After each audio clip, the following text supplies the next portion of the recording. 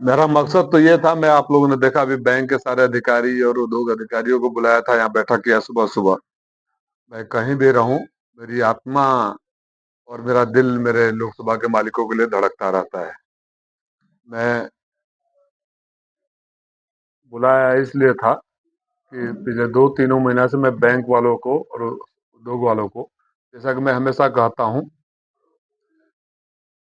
बेहाल बुनकर, बदहाल किसान और बेरोजगार नौजवानों के इलाके से हम लोग आते हैं।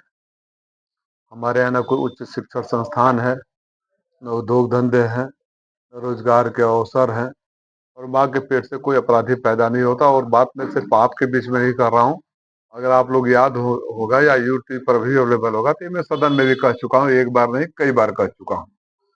जब मुझे पता चला कि सीएम युवा उद्यमी स्कीम है, जिसमें 5 लाख रुपया तक लोन बेरोजगारों को दिया जाता है, जिसका ब्याज का भुगतान भी सरकार करती है, इसमें बुनकर भी आएंगे, नौजवान बेरोजगार भी आएंगे, छोटे उद्योग करने वाले भी आएंगे, छोटे धंधे भी करने वाले आएंगे। यहाँ एक ऐसा धारणा हो गया है कि बिना घूस दिए, ये बिना पैसे लिए कोई कुछ नहीं होगा, और बैंक में जाओ तो लोन के नाम पर ऐसा लग रहा है कि जो अपने पॉकेट से दे रहे हैं।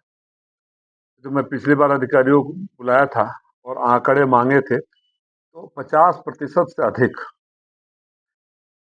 डीआईओ का कहना है कि उनके पोर्टल से वही एप्लीकेशन बैंकों को फॉरवर्ड होते हैं जो एलिजिबल हो, उस पर भी बैंक रिजेक्ट कर दे रहे हैं। इनका मनमानी तो चलेगा नहीं।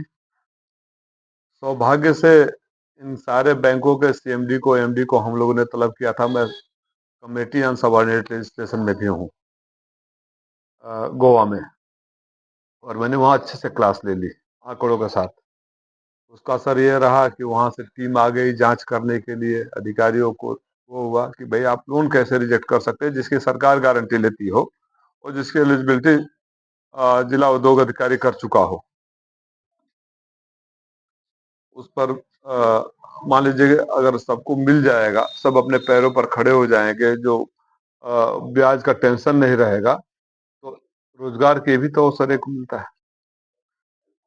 मूलतः मैं उसी विषय पर बुलाया था, और मैं आंकड़ों के साथ आया था कि किस बैंक में कितने एप्लीकेशन दिए हैं, कितने रिजेक्ट हो गए हैं। इन लोगों को मैंने अल्टीमेटम देकर अधिकारी को, उद्योग विभाग के अधिकारी को, सारे बैंकों को, एलडीएम को भेजा है कि अगली बार मैं जब आऊं तो मुझे वो आंकड़ा चाहिए 2 मुद्दों पर। एक, बच्चों को, गरीब बच्चों को जो एजुकेशन लोन होता है, हमारे यहाँ जानकारी भी नहीं होती है।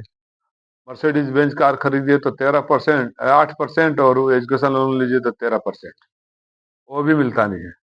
उसके आंकड़े चाहिए, और कैंप लगा लगा कर बेरोजगारों को ये लोग पैसे बांटे, जिससे हमारे यहाँ रोजगार का अवसर पैदा हो। लेकिन मेरा दिल पीड़ा से कल से भर गया जब मैं सुबह उठते ही सुना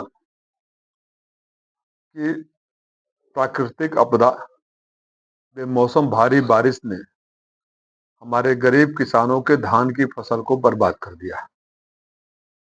मैं हमेशा कहता हूं कि हमारे किसान पंजाब, हरियाणा और पश्चिमी उत्तर प्रदेश की तरह नहीं है, छोटे छोटे किसान हैं।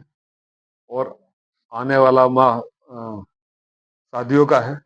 न जाने कितने किसान आस लगाए होंगे कि धान बेचकर बेटी की शादी करेंगे, कर्जा भरेंगे, और सब एक झटके में तबाह हो गया। तबाह हो गया। मैंने जिला कृषि अधिकारी से बात किया कि क्या हो सकता है, किसानों को कैसे मदद हो सकती है। उन्होंने बताया कि सिर्फ 28,000 ही इंश्योरेंस स्कीम के अंतर्गत आते हैं। और आपको पता है इंश्योरेंस कंपनियां किस तरह सरकार से मिली भगत से परेशान करती है। ऐसा नहीं कि 28,000 है तो 28,000 को दे देगी। खैर, उनको एहसास करा दूंगा कि घोषित लोकसभा है, यहाँ अगर मेरे किसान के साथ अन्याय होगा तो उनकी दुकान बंद करा दूंगा। प्रधानमंत्री कृषि सम्मान निधि, या जो उनका योजना है, उसमें 3,41,000 से ज्यादा किसान रजिस्टर्ड हैं, क्योंकि उन लोगों से वोट लेना है। जब बात राहत देने की आती है तो 28%, उसका 50% रख लीजिए, 28,000 का तो 14,000 होगा, नॉट इवन 5%। पीड़ा ज्यादा भर गया, और यहाँ के अधिकारियों को भी शर्म आनी चाहिए और उनके आकाओं को भी शर्म आनी चाहिए सरदार वल्लभ भाई पटेल हम सबके आदर्श पुरुष हैं, प्रेरणा स्रोत है। और अगर किसी को राजनीति सीखनी है तो संवेदना के साथ, राष्ट्रभक्ति के साथ, गरीबों के लिए भाव के साथ, देश के भाव के साथ कैसे राजनीति की जाती है, सरदार वल्लभ भाई पटेल से, लौह पुरुष से सीखा जा सकता है। उन्होंने कभी नहीं सिखाया होगा कि किसान के आंखों से खून के आंसू निकल रहे हो, उनकी फसल बर्बाद हो रही हो, लेकिन आप लोग सड़कों पर तमाशा करना मेरे नाम पर, किसान के खेत में जाने के लिए, किसान के आंसू पोंछने के लिए न किसी के पास वक्त होगा, न सोच होगा, न किसी के पास आवाज होगी।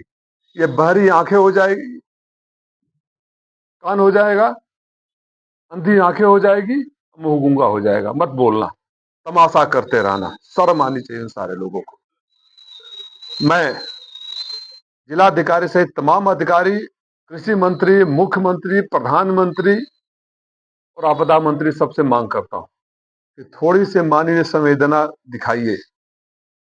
हमारे पड़ोस में भी अगर तबाही और बर्बादी आती है तो हम घर में पार्टी नहीं करते हैं, तमाशे होते रहेंगे। आंसुओं को पोंछने के बारे में सोचिए। उन तमाम किसानों को जो 3,41,000 से ज्यादा अगर भारत सरकार के पोर्टल पर रजिस्टर्ड है, जिनको वोट के लिए खाद की बोरी से खाद चोरी करके,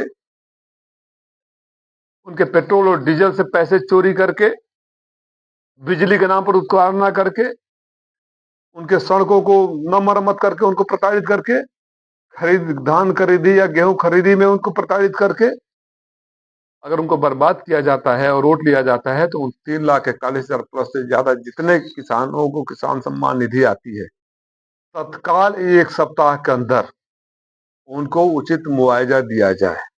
और नहीं तो इस बात को मैं सदन में भी उठाऊंगा, जरूरत पड़ी तो सड़क पर भी उठाऊंगा, और जरूरत पड़ी तो मंत्रियों का घेराव भी करूंगा।